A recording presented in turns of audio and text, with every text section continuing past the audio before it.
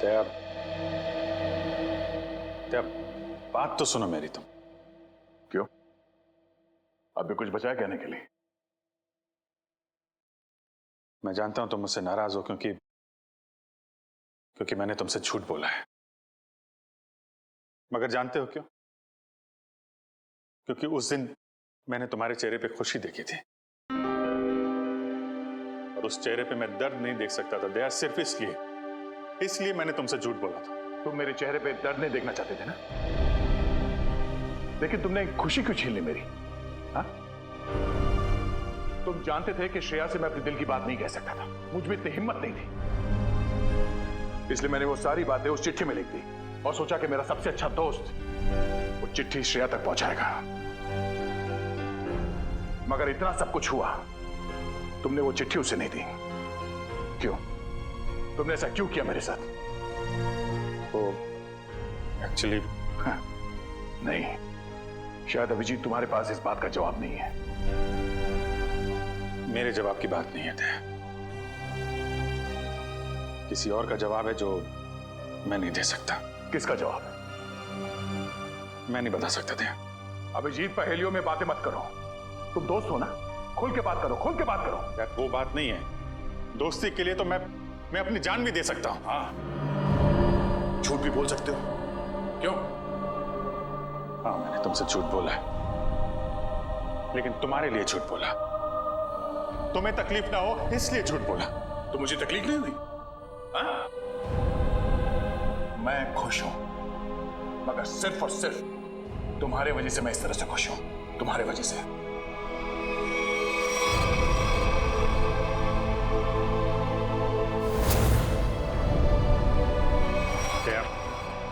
क्या एक मिनट यार, प्लीज, ये श्रेया का गुस्सा मुझ पे मत उतारो यार। मैं गुस्सा श्रेया पे नहीं, मुझे गुस्सा तुम पे आ रहा है। क्यों? कसूर क्या है मेरा? यही कि मैं तुम्हें खुश देखना चाहता हूं। अरे यार, सिद्धार्थ वाली बात तुमसे किसने बताई? श्रेया के घर कौन लेके गया था तुम्हें?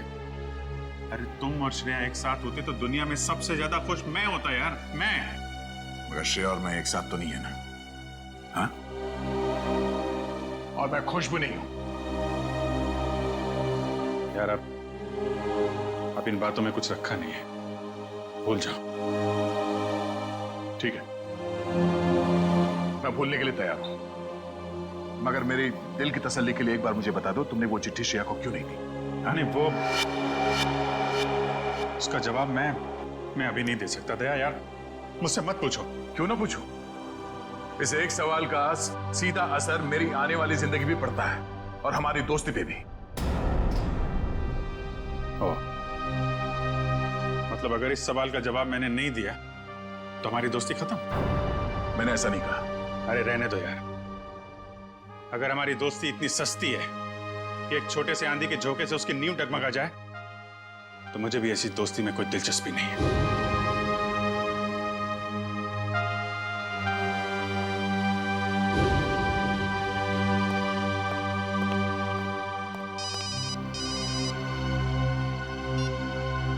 हेलो,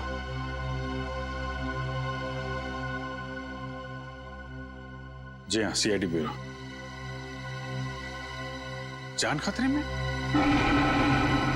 एक मिनट, कहां से बोल रहे हैं आप?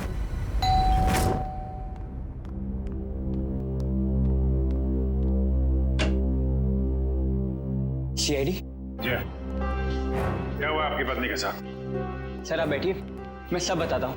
तुम तो कह रहे थे कि तुम्हारी पत्नी मुसीबत में। ये गलत कह रहे हैं, मैं बिल्कुल ठीक ठाक हूँ सर। तुम्हारी हिम्मत कैसे हुई मेरी पत्नी के कपड़े पहनने की? पता नहीं सर इनको क्या हो गया है, बिल्कुल बहकी सी बातें कर रहे हैं। मिस्टर राहुल, क्या मजाक है ये? अगर आपकी पत्नी ठीक ठाक है तो सीआईडी का वक्त बर्बाद करने से क्या फायदा? सर मैं सीआईडी का वक्त बर्बाद नहीं कर रहा हूँ सर, नम्रता सच में बहुत बड़ी मुसीबत में है। दरअसल कुछ घंटे पहले आ गई।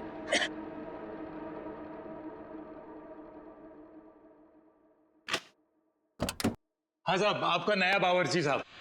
बॉस, लगता है आप गलत पते पे आ गए। पता भी यही है, घर भी यही है।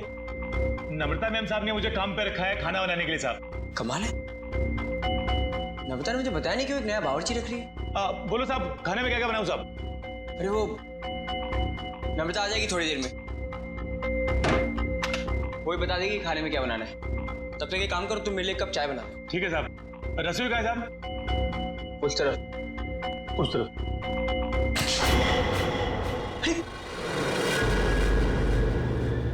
ये चाकू?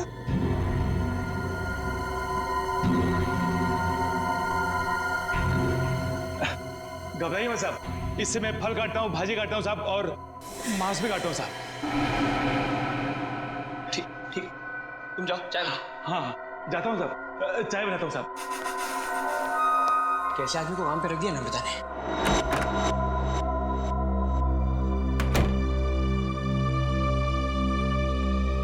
अरे क्या साहब, डर गए क्या? ऐसे अचानक सामने आ गए तो कोई भी डरेगा ही ना। ये लो साहब, आपकी कॉफी। मैंने चाय बोली थी। क्या साहब, आपने कॉफी तो मंगाया था साहब, वही लाया हूँ साहब। अरे यार, मैंने चाय बोली थी। अरे कैसे बदतमीजी से बात कर रहे हो तुम? अरे एक तो गलती कर रहे हो, ऊपर से बदतमीजी से बात कर रहे हो मेरे साथ। कैसा आदमी रख दिया है। सॉरी डार्लिंग, आने में थोड़ी देरी होगी। वो मॉल में ना अच्छी सी सेल लगी है तो कुछ ज्यादा ही शॉपिंग कर ली। एक्सक्यूज मी, कौन है आप? और यूं घर में कैसे घुसे चली आ रही है? अच्छा जी, मैंने कुछ ज्यादा खर्चा कर दिया तो इसलिए तुम अपनी पत्नी से ऐसे बात करोगे? पत्नी? कौन हो तुम? और नम्रता कहाँ है? तुम्हारे सामने। अच्छा, अब समझ में आया। मेरी पत्नी ने ही कहा है ना तुम्हें मेरे साथ मजाक करने के लिए, है ना? राहुल, तुम्हें क्या हो गया? क्यों बहकी बहकी बातें कर रहे हो? बहुत हो गया ये बकवास। हाँ, कहाँ है नम्रता? मैं अभी नम्रता को फोन करता हूँ।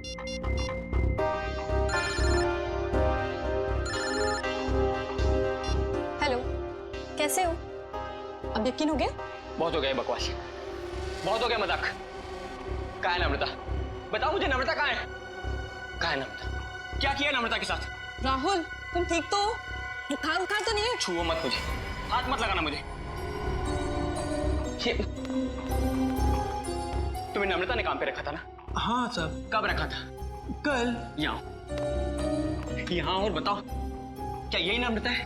हाँ साहब, यही तो है नम्रता मैम साहब। देखो यार, वो कुछ छोटी मोटी चाय कॉफी के बहस कर रहे थे, तुम झूठ मत बोलो। कौन है ये? नहीं साहब, मैं सच बोल रहा हूँ, यही है नम्रता मैम साहब। सुनो बलराम, तुम ना खाने में मिर्ची थोड़ी कम डालना, साहब को तीखा पसंद नहीं है। ठीक है मैम साहब। क्या हो रहा है यार ये? कुछ तो करना पड़ेगा। क्या करूं? शेडी को फोन करता हूँ।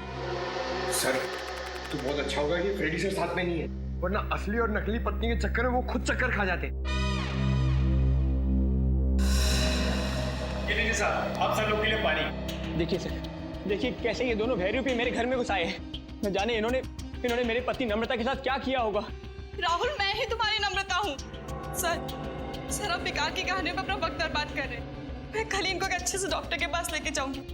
माफ कीजिएगा सर, जो परेशानी आपको हमारी वजह से हुई। कोई बात नहीं, अब हम लोग यहाँ आ गए हैं तो सारा मामला समझ के ही जाएंगे। मिस्टर राहुल, आपके पास क्या सबूत है कि ये आपकी पत्नी नम्रता नहीं है? सबूत?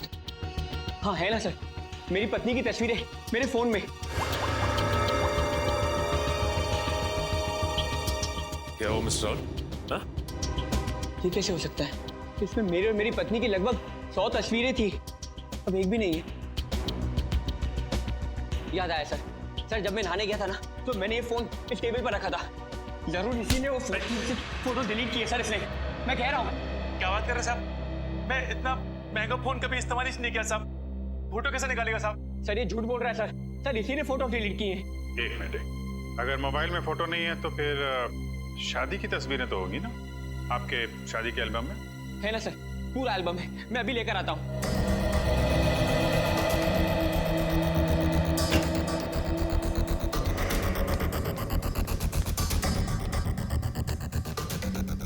सर ये लीजिए सर, हमारी शादी का एल्बम। अब हो जाएगा दूध का दूध और पानी का पानी।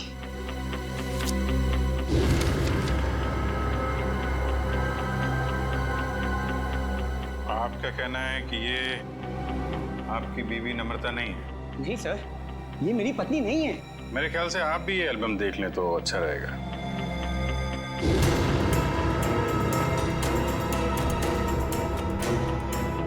ये कैसे हो सकता है सर? ये कोई बहुत बड़ी साजिश है। ये कोई साजिश है मेरे खिलाफ। जरूर इसमें मेरी पत्नी भी शामिल है। उसी ने भेजा होगा इन दोनों को। मिस्टर राहुल, कभी आप कहते हैं कि आपकी पत्नी खतरे में है, कभी आप कहते हैं कि वो आपके खिलाफ साजिश रच रही है। कहने क्या चाहते हैं आप? सर मुझे कोई खतरा नहीं है और ये कोई साजिश नहीं है। मैंने आपसे कहा ना इनकी तबीयत खराब है। तुम चुप रहो, मुंह बंद रखो अपना।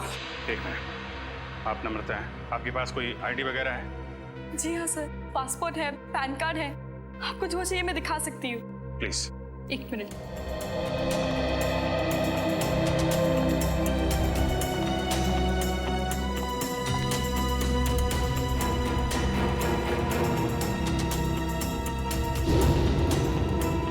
नम्रता, आईडी के हिसाब से तो यही नम्रता है। सर ये भी तो हो सकता है कि इस लड़की का नाम भी नम्रता हो और इसी बात का फायदा उठाकर ये मेरी पत्नी की जगह लेना चाहती हो।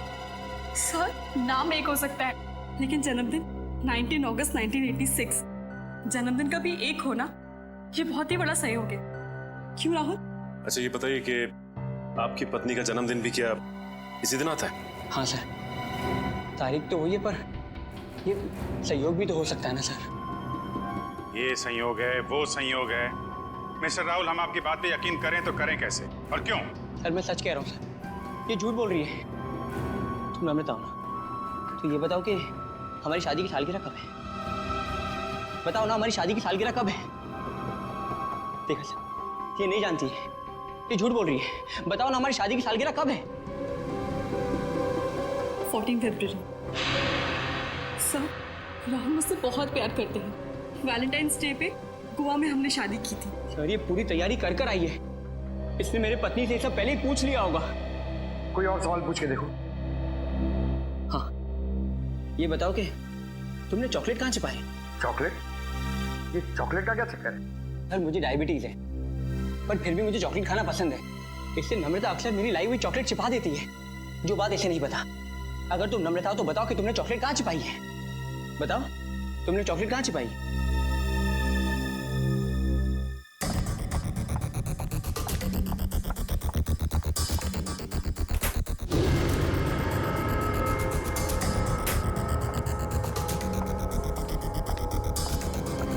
ये रही चॉकलेट।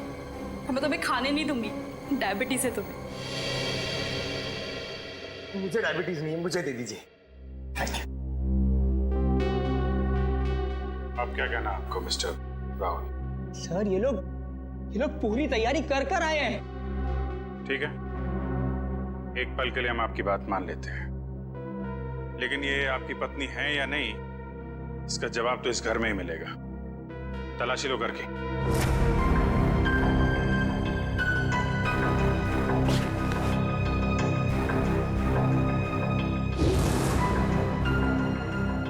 एक काम कीजिए, आप लोग अपने माता पिता को यहाँ बुलाइए, अभी पता चल जाएगा। सर मेरे माँ बाप तो दुनिया में नहीं रहे। सर मेरे भी नहीं है।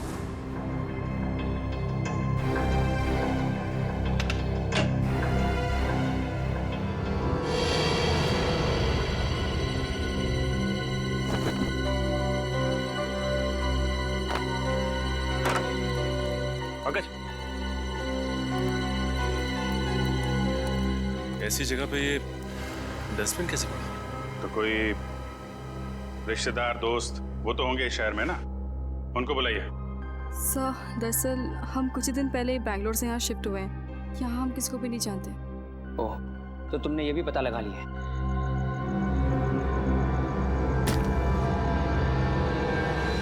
सर! सर!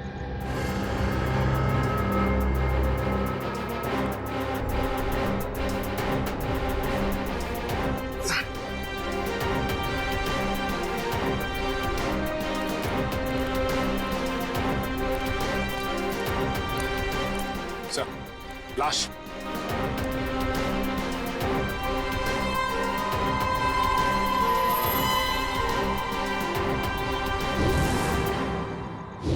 सर ये लाश मेरे घर में?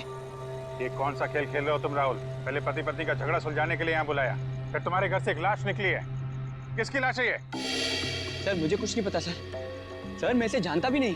साहब मैं भी इसे नहीं जानती। तुम जानते हो? नहीं साहब, मैं नहीं जानता उसको। सर ये देखिए सर, यहाँ इसके सीने पे गोली मारी है और इसके गले पे खरोच का निशान भी है। तो बिल्कुल ताजे हैं। लगता है कुछ घंटों पहले इसे मारा गया है। कोई आईडी वगैरह मिली? एक मिनट।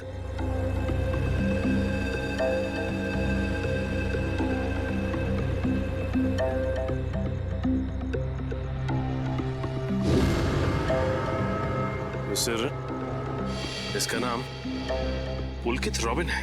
पुलकित रॉबिन? सर मैंने इसका नाम कहीं पढ़ा है। पढ़ा है? कहाँ पढ़ा है? अरे सर ये तो एक बहुत ही मशहूर टीवी सीरियल राइटर है सर, साउथ बहू का सीरियल। मैं देखता हूँ सर। एक टीवी सीरियल राइटर की लाश मेरे घर में? पंकज मोबाइल पे देखो, इंटरनेट पे इस पुलकित रॉबिन की फोटो निकालो। देखो कहीं ये वही आदमी तो नहीं।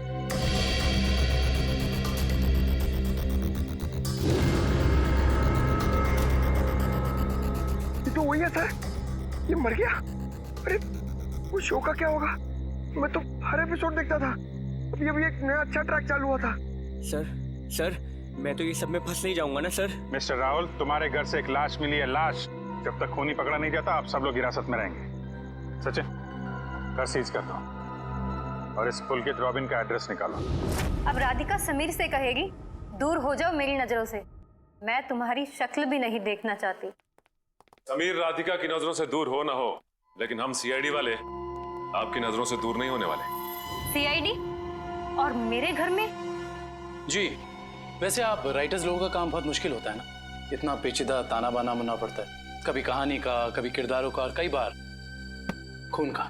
दरअसल मैं समझी नहीं, आप लोग यहाँ क्यों आए हैं? दरअसल हम आपसे खून के बारे में पूछताछ करने आए, मगर अगर आप चाहें तो अगले हफ्ते देविका के साथ शो में क्या होने वाला है ये हमें बता सकती हैं, क्योंकि पुलकित जी तो रहे नहीं। क्या पुलकित सर का खून हो गया? कब और कैसे? ये तो अब आप ही बता सकती हैं। मैं? मुझे कुछ नहीं पता। इतनी भोली बनने की जरूरत नहीं है आपको। हम पुलकित के घर से आ रहे हैं। पुलकित की पत्नी ने बताया कि आप पुलकित की असिस्टेंट हैं। और कल शाम वो आपसे मिलने के लिए ही घर से निकले थे, मगर वापस पहुंचे ही नहीं। ये बात सच है, मैं और पुलकित सर कॉफी शॉप में मिलने वाले थे, लेकिन वो वहाँ पहुंचे ही नहीं। कौन सी coffee shop? IG coffee shop. वही जो बैरिक्स रोड पे? हाँ जी वही। मगर पुलकित की लाश हमें मिली सृष्टि नगर में, और ये बैरिक्स रोड सृष्टि नगर से बहुत दूर है। तो इसका मतलब ये है कि तुमने पुलकित को कॉफी शॉप पर बुलाया, उसके बाद उसे बहला फुसलाकर तुम सृष्टि नगर ले गई और वहां तुमने उसका खून कर दिया। नहीं, ये बात गलत है। मैं ऐसा क्यों करूंगी? क्योंकि तुम पुलकित से जलती थी और तुम पुलकित की जगह लेना चाहती थी, इसलिए तुमने पुलकित का खून कर दिया। ये सब झूठ है। मैं 8 बजे से लेकर 11 बजे तक उनका इंतजार करती रही, पर वो वहां पर पहुंचे ही नहीं। मैं घर वापस आ गई क्योंकि उनका फोन भी नहीं लग रहा था। आपकी बात में कितनी सच्चाई और कितना झूठ ये बहुत जल्द पता लग जाएगा। आप हमारे साथ चलिए। मगर कहाँ? ये सब क्या है? आप लोग हमें यहाँ क्यों लाए हैं?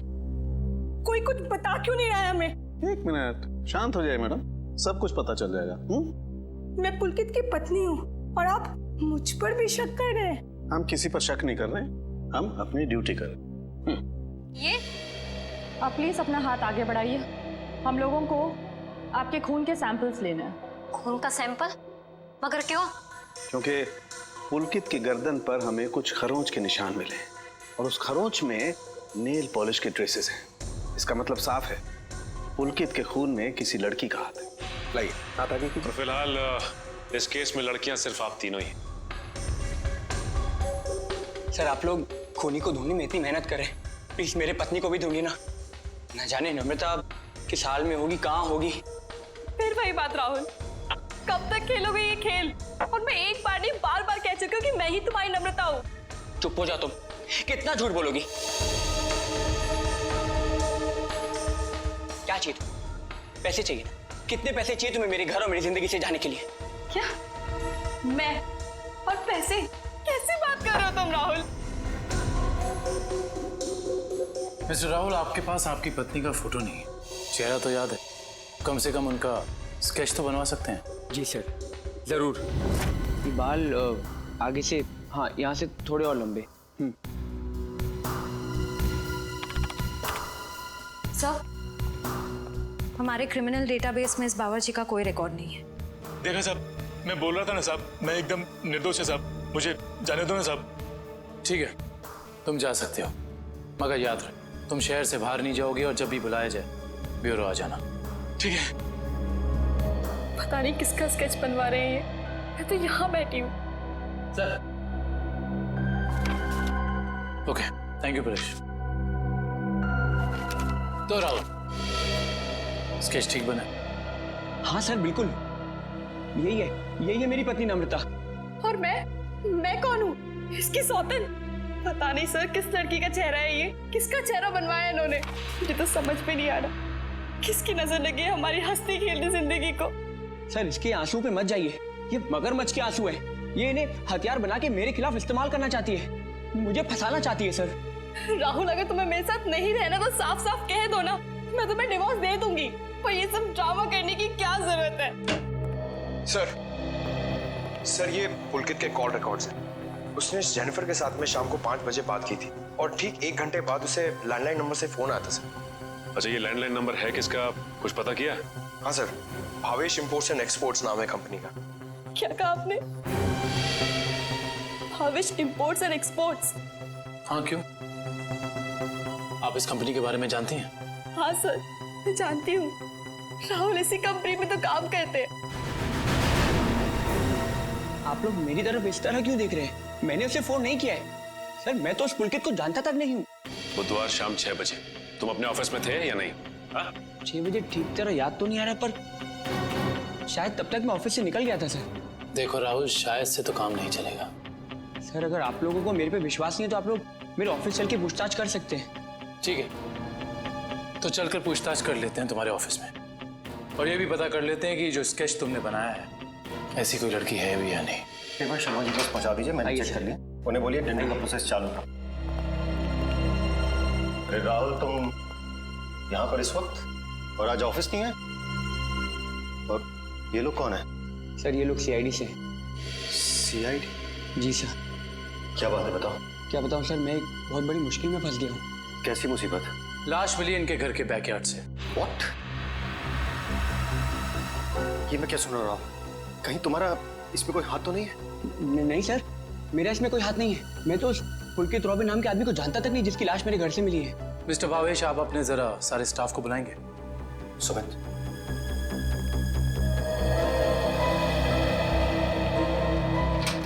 सुनो, सबको बॉस अंदर बुला रहे हैं।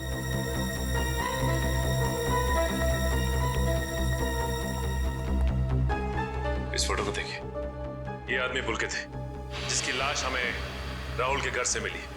वे पहचानता है इसे? जरा ध्यान से देखिए, टीवी सीरियल लिखते थे।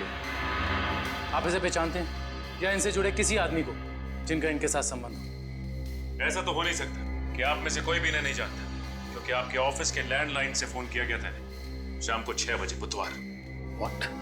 तो शायद राहुल ने किया होगा। मैं क्यों फोन करूंगा सर, मैं तो उसे जानता भी नहीं। और ऐसा भी तो हो सकता है कि इसी ऑफिस से किसी और ने फोन किया हो। और तो और सर, मैं तो जिस घर में रहता हूँ, घर भी मुझे ऑफिस की तरफ से मिला है।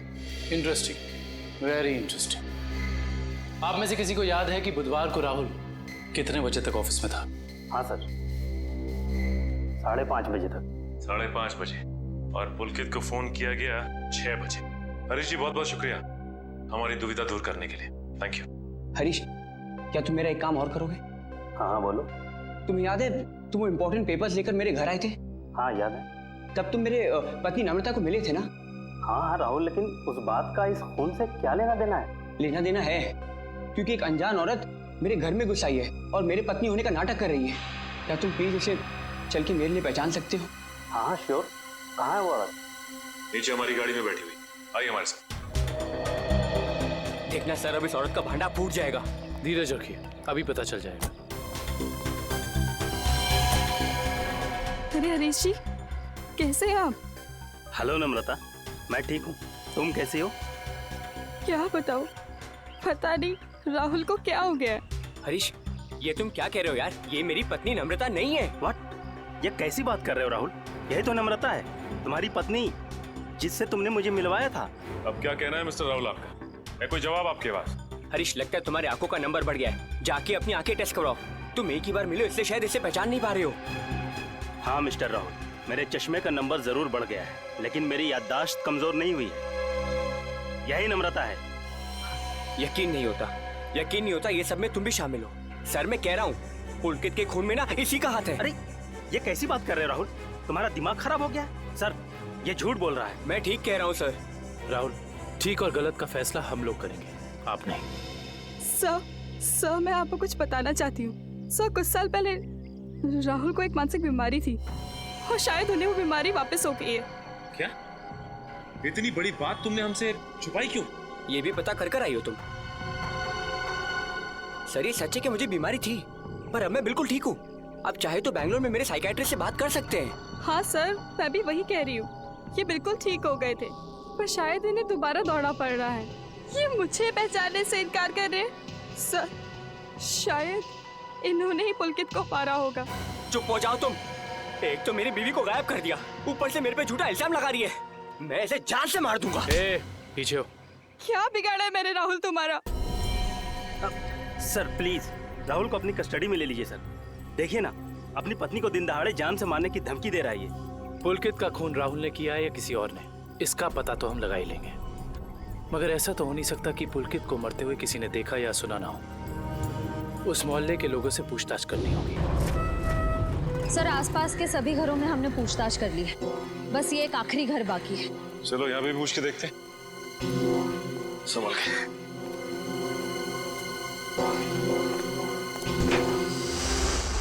दरवाजा खुला। तो इस तरह से दरवाजा क्यों खुला छोड़ेगा? और यहाँ ये कैमरा कैसे? इधर भी। कुछ तो गड़बड़ है यहाँ पे। एक काम करते हैं, इस घर की तलाशी अच्छी तरह से लेते हैं।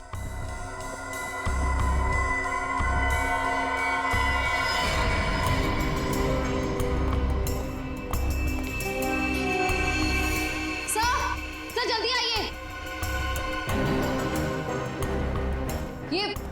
ये देखिए, एक और कैमरा, 2 कंप्यूटर स्क्रीन, स्पीकर्स और हेडफोन्स। दो कंप्यूटर स्क्रीन्स एक साथ बाहर, और यहाँ कैमरास भी लगे। कहीं यहाँ वीडियो एडिटिंग तो नहीं चल रही? इसे ऑन करो।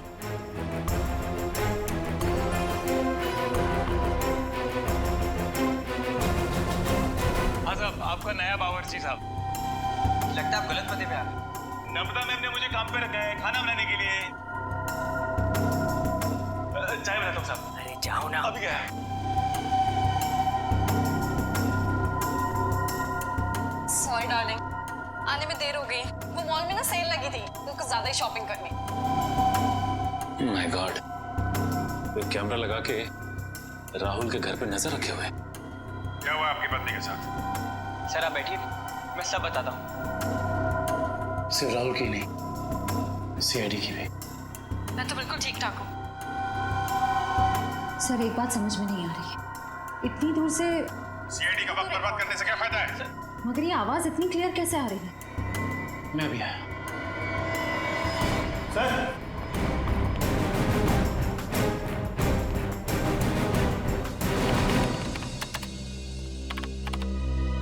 एक काम करते हैं, इस जगह को अच्छी तरह से छान मारते हैं।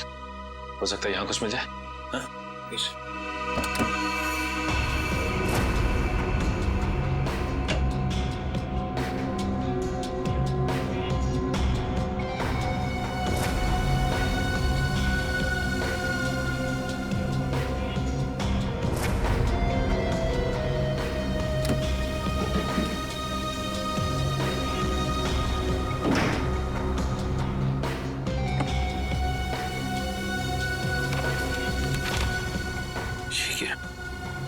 क्या हुआ सर? ये देखो, जमीन के पेपर्स। ये घर किसी गिरधारी के नाम पे है।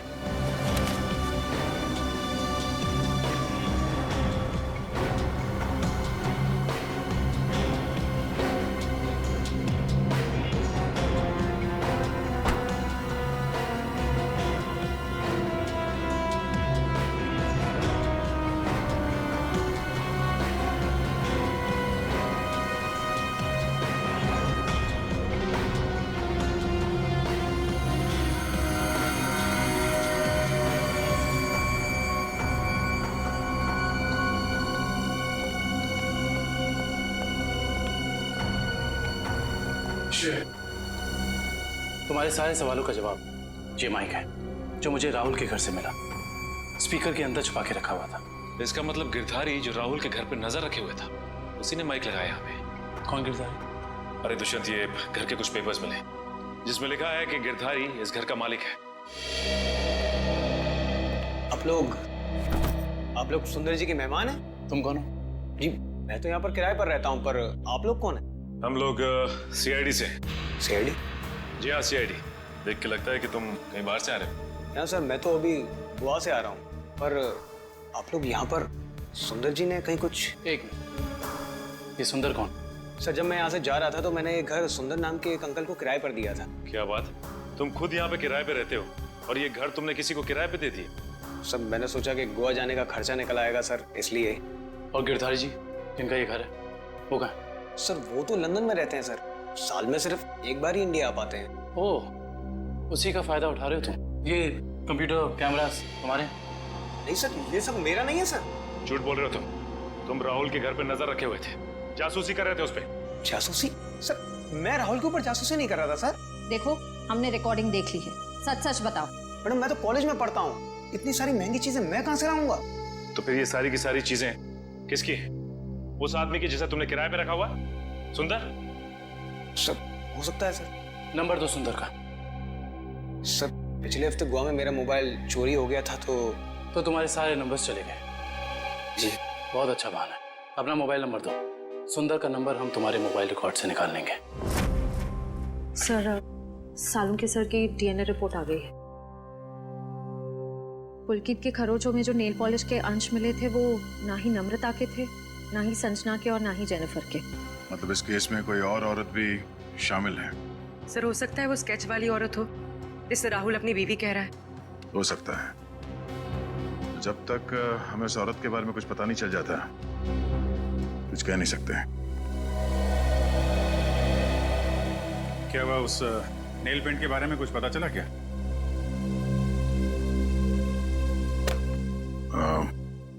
पूरी मुझे कुछ काम है, मैं बाद में आता हूँ।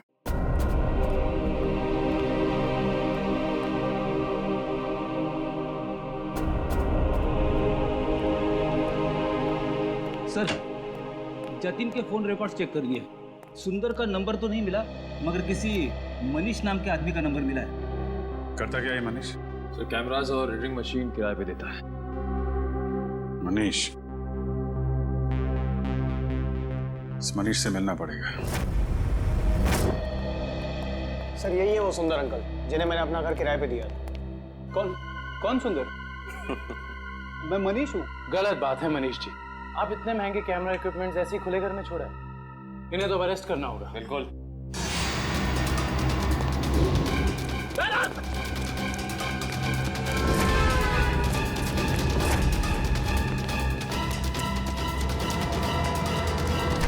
अरे रुको रुको रुको मनीष, कहाँ भाग के जा रहे हो? अभी तो तुम्हारा ऑडिशन भी बाकी है, जो शुरू होता है अब। मेरा कोई इरादा नहीं था सर, मैंने तो वही किया जो मुझसे कहा गया था करने के लिए। जिसने मेरे दुकान से कैमरा और एडिटिंग मशीन किराए पे लिया था उसी ने मुझसे कहा था ये सब करने के लिए। जिसने तुमसे कैमरा किराए पर लिया उसी ने तुमसे घर भी किराए पर लेने को कहा। जी सर, उसी ने मुझसे कहा था कि कैमरा इस तरह से फिट करूं कि सामने वाले घर का सारा नजारा दिखना चाहिए। अब तो मिलना पड़ेगा इस इंसान से। है कौन ये जनाब? जी कहिए। जी हम लोग सीआईडी से। सीआईडी? आइए। भावेश का कुछ पता चला क्या? भावेश का पता चला मतलब? हम लोग तो भावेश से ही मिलने आए। लेकिन वो तो कल से घर नहीं आए, उनका फोन भी नहीं लग रहा है। क्या कल से घर नहीं आए? आपने पुलिस में रिपोर्ट लिखवाई? मैंने रिपोर्ट लिखवाई थी, लेकिन उन्हें भी कुछ पता नहीं चल पा रहा है। सर लगता है उन्हें पता चल गया होगा कि हम आने वाले हैं, इसलिए।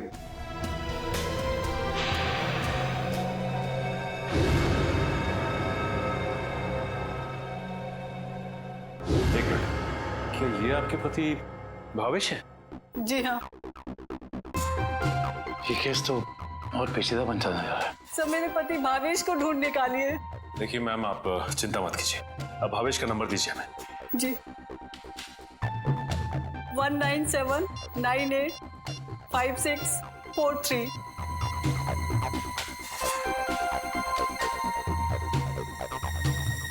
भावेश का फोन तो ऑफ आ रहा है। पंकज, भावेश के फोन के IMEI नंबर से पता करो कि उसका मोबाइल इस वक्त कहाँ है।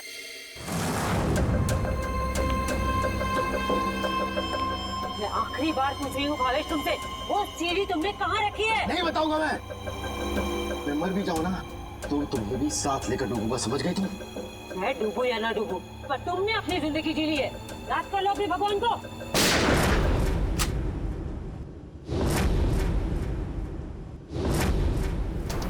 बस मुनीत रही, बहुत मचा रही आतंक। कानून को काफी वक्त से तुम्हारी तलाश थी, मगर हमें नहीं पता था कि हम इस केस के जरिए तुम तक भी पहुंच जाएंगे। खुश तो ऐसे हो रहे हो जैसे तुमने मुन्नी को जेल में डाल दिया है। ये तुम्हारी खुशकिस्मती है या बदकिस्मती कि तुम मुन्नी के दरबार में खुद चलकर आए हो? देख क्या रहे हो? खून दो इनको।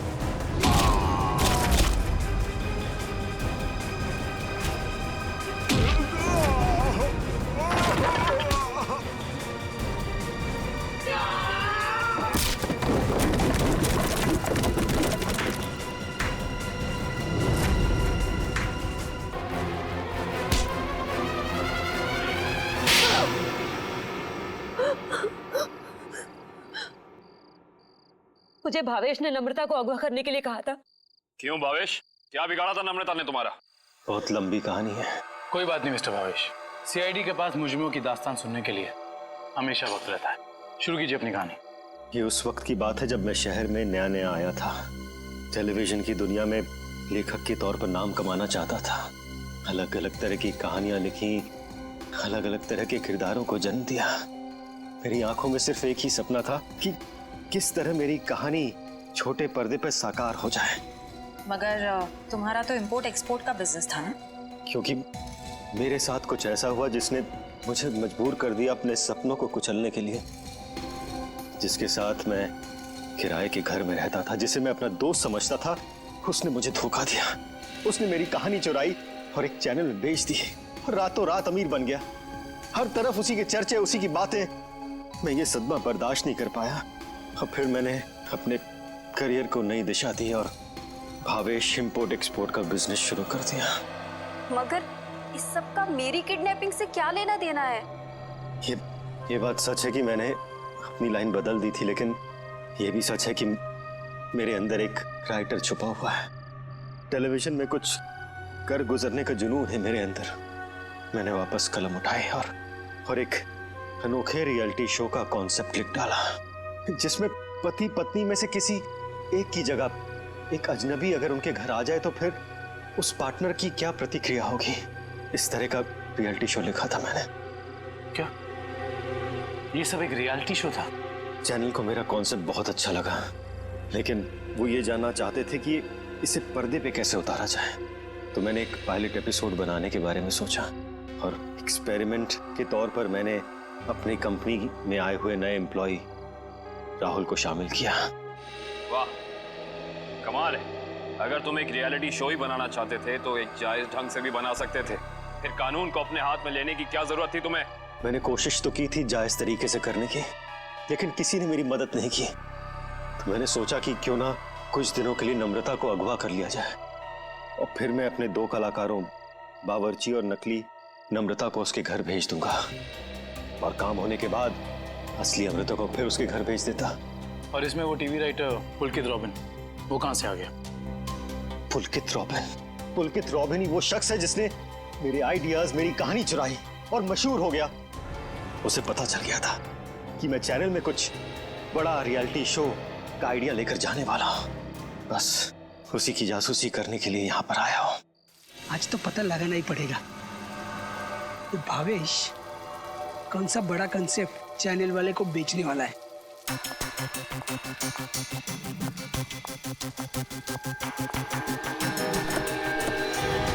चल गाड़ी में बैठ। मानो तुम मैं नहीं जाऊंगी। गाड़ी में बैठी होने वाली छोड़ो मुझे। क्या कर रहे हैं तुम लोग?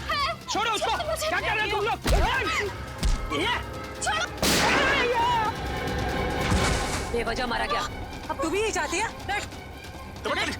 छोड़ दो मुझे। मैं इसको लेकर जाती हूँ, तुम इसको ठिकाने लगाओ।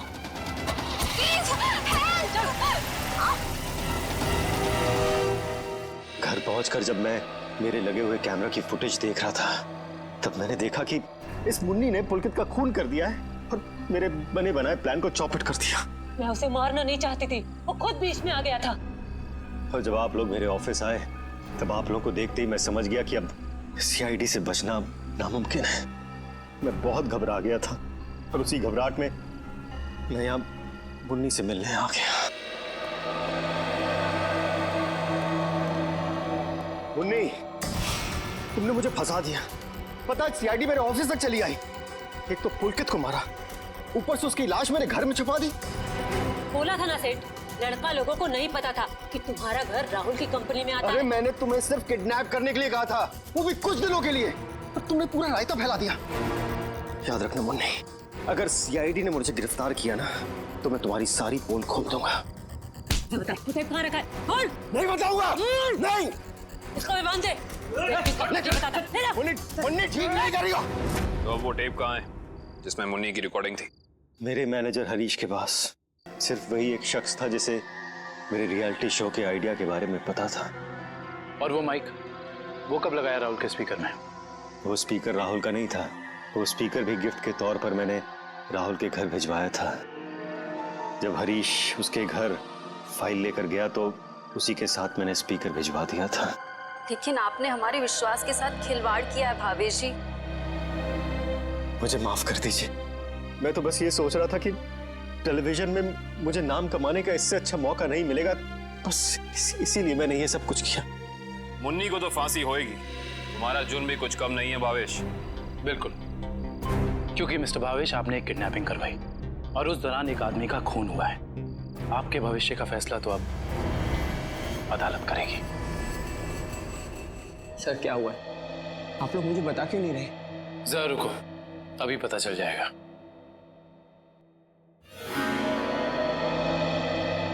राहुल।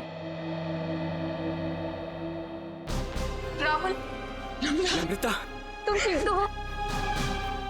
तुम ठीक हो ना? हाँ, मैं ठीक हूँ। थैंक गॉड तुम आ गई। थैंक गॉड तुम वापस आ गई। मुझे तो लगा था मैंने तुम्हें हमेशा हमेशा के लिए खो दिया है। हाँ, मुझे भी ऐसे ही लगा था। मुझे तो उम्मीद भी नहीं थी कि मैं कभी तुम्हारे पास जिंदा लौट कर भी आऊंगी। वो तो अच्छा हुआ कि सही वक्त पर सीआईडी वाले आ गए, जिन्होंने हमें फिर से मिला दिया। तुम दोनों मुझे माफ कर देना। मुझे नहीं पता था कि मेरी एक्टिंग चीजों को इतनी गलत दिशा में ले जाएगी। एक्टिंग? मैडम, माना कि भावेश जी ने आपको वहाँ एक एक्टिंग असाइनमेंट के लिए भेजा था, मगर लाश देखने के बाद और सीआईडी की कस्टडी में होने के बावजूद आपने हमें सच क्यों नहीं बताया? क्योंकि सर उन्होंने मुझसे कहा था कि कितनी भी टेढ़ी स्थिति क्यों ना आ जाए, मैं अपना काम करना ना छोड़ूं, एक्टिंग ना छोड़ूं। इसलिए मुझे लगा कि वो नाश भी लगती है और सीआईडी भी सब उस रियलिटी शो का हिस्सा है। वाह, और आप अपनी एक्टिंग के चौके छक्के की बारिश करती रही। मुझे माफ कर दीजिएगा सर, और आपको तो पता है ना कि एक नए एक्टर के लिए टीवी और फिल्मों की दुनिया में पाँव जमाना कितना मुश्किल है। इसलिए मैं कोई गलती करना नहीं चाहती थी, इसलिए मैं एक्टिंग करती रही। अब आप लोग मुझे जो सजा देना चाहें मुझे मंजूर है। सर रहने दीजिए ना सर, अब मुझे मेरी नम्रता मिल गई है और आप लोगों ने भी असली मुजरिम को पकड़ लिया है। गलती तो उन्होंने की है तो इन्हें सजा भी मिलेगी, लेकिन इन्हें क्या सजा मिलेगी ये अदालत तय करेगी। फिलहाल आप दोनों जा सकते हैं। Thank you sir, thank you so much.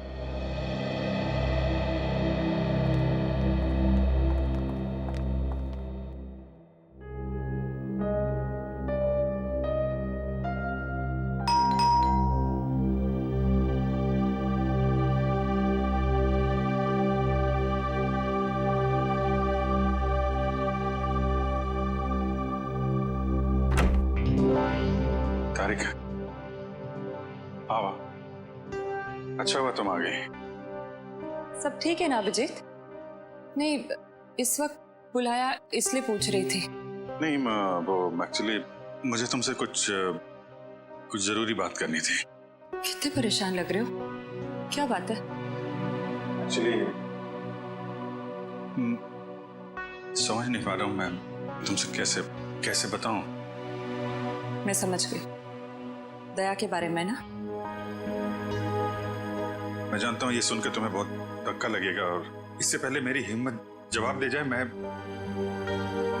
तारिका, जब एसीपी साहब यहाँ वापस आएंगे तो मैं उनसे कहने वाला हूँ वो मेरा ट्रांसफर कर दे। क्या ट्रांसफर? आई एम सॉरी तारिका, मैं और बर्दाश्त नहीं कर सकता। मेरे और दया के बीच में जो कुछ चल रहा है, मैं अभिजीत, लेकिन दया तो तुम्हारा दोस्त है ना? हाँ, लेकिन अब दोस्ती रही कहाँ? ऐसे क्या, दोस्तों के बीच में तो ऐसा होता रहता है, ऐसी छोटी मोटी गलतफहमी, ऐसे झगड़े। इसका मतलब ये थोड़ी कि एक दोस्त ऐसे मुंह मोड़ के निकल जाए। तारिका, मैं जान दे सकता हूँ मैं उसके लिए, वो बात नहीं है, लेकिन ये सब मैंने सपने में भी नहीं सोचा था कि हमारी दोस्ती इस मुकाम तक पहुंच जाएगी। मैंने फैसला कर लिया है, मैं यहाँ से चला जाऊंगा।